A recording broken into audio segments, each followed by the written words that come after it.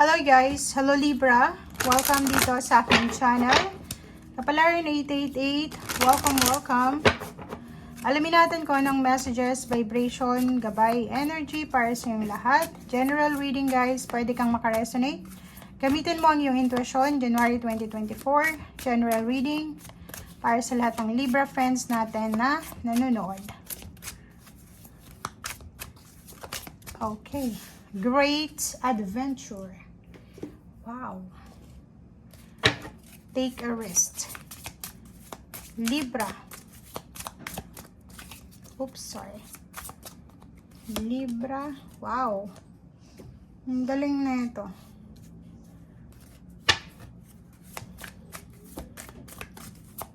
Parang choices to.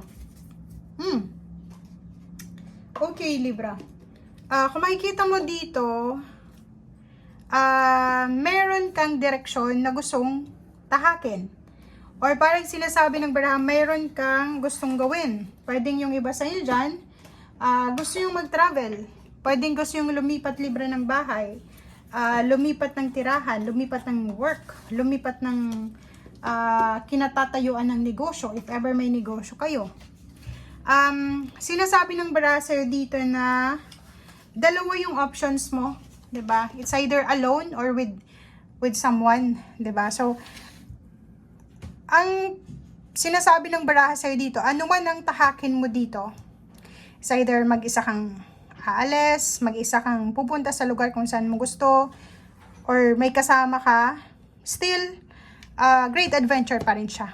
And makukuha mo pa rin yung victory and success. Pero hindi yun sa, like for example, kung etong mga may kasama ka dito, may mas easy, mas kumbaga, hindi masyado sigurong nakakapagod itong journey na tatahakin mo kasi marami kang kasama. Hindi masyadong malungkot.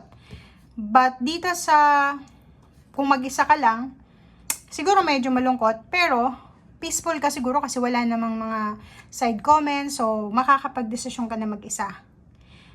Pero guys, ang sinasabi ng baraha dito na ano man itong gagawin mo, adventure na pupuntahan mo, tagumpay ang plano mo, 'di ba? Honoring path. So 'yun. Sinasabi ng baraha sa'yo dito na pwedeng yung iba sa inyo dyan, may mapopromote sa trabaho, may dadagdag yung sweldo, salary increase, or pwedeng may ma-assign sa lugar na malayo sa pinagtatrabuhan nyo ngayon. Or pwedeng yung iba sa inyo dyan, makakapag-desisyon na umalis, mga ibang bansa. Or pwedeng yung iba mag-retire sa Philippines or kano pa man. But, sinasabi ng baraha nga, ulitin ko lang, kung ano man tong desisyon na gagawin mo, still, victory and success pa rin, yung endings niya. Okay?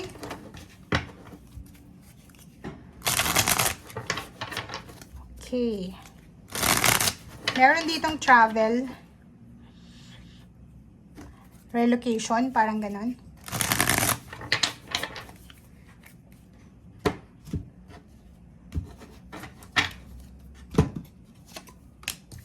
Okay, High Priestess, makinig ka sa sinasabi ng intuition mo. Wow. Okay, so kung ano man to, na gagawin mo, it's either lilipat ka ng lugar, magsisimula ka ng bagong buhay sa isang bagong lugar, needed daw na tapusin mo. So, okay. So, if, for example, trabaho to, may kasalukuyan kang trabaho, Libra, kung gusto mong lumipat, kailangan mo daw na humingi ng permisyon. Humingi ka ng kumbaga, anong tawag dito? Magpaalam ka, parang ganon. Kasi hindi daw maganda yung aalis ka na lang nang walang paalam, parang ganon. So, atong dalawang barahan to, sinasabi na huwag nating pagsabay-sabayin ang mga bagay-bagay na gusto nating mangyari sa buhay natin. Kailangan daw natin na tapusin yung isang bagay, and then tsaka tayo mag-jump sa bagong gusto natin na gawin. Nagets nyo guys? Kung ikaw ay nasa ibang bansa, gusto mong lumipat ng ibang bansa na mas mataas yung sweldo, tapusin mo yung kontrata mo para wala kang problema. Kung ikaw ay nasa Pilipinas, gusto mong ibang bansa or gusto mong lumipat lang ng ibang company, make sure na wala tayong atraso sa pinagtatrabahuhan natin ngayon. May mga balita dito na matatanggap yung iba sa inyo from your past. Pwedeng yung mga dating kakilala, dating kamag-anak, dating kapitbahay, dating kaklase, dating teachers, or kung sino man sila sa buhay mo, pwedeng makatanggap ka ng balita sa kanila.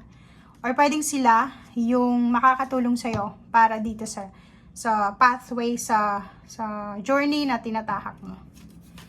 Wow! Okay.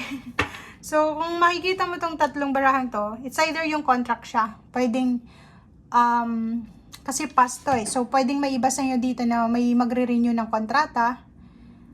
Pero, yun na nga, pwedeng ililipat sila sa mas malayong lugar. Meron naman ditong iba na posibleng babalikan yung mga ginawa nila from their past. And then, bigla nilang marirealize na kaya pala nangyayari sa akin ngayon ito kasi it's a karma. It's either good or bad. Pero kung ano itong nangyayari sa buhay mo ngayon, karmic justice siya. So parang yun yung realization mo.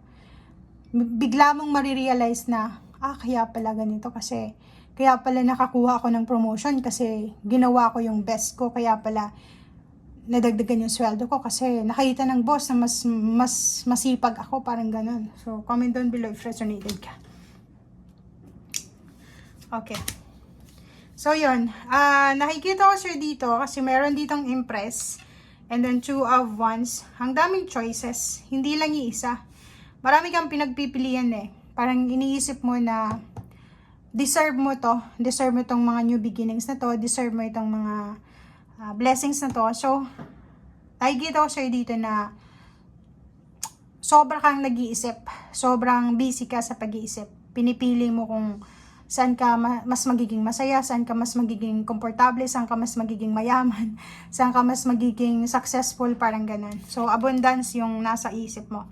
So, make sure na alagaan mo yung sarili mo. Make sure na huwag mong pabayaan yung relationship mo. Okay? Kasi kung makikita mo dito, may iba din na Libra na pwedeng mag-girlfriend, boyfriend, bigla silang magsama dahil sa buntis na yung isa, yung babae. 'Di ba? Magic.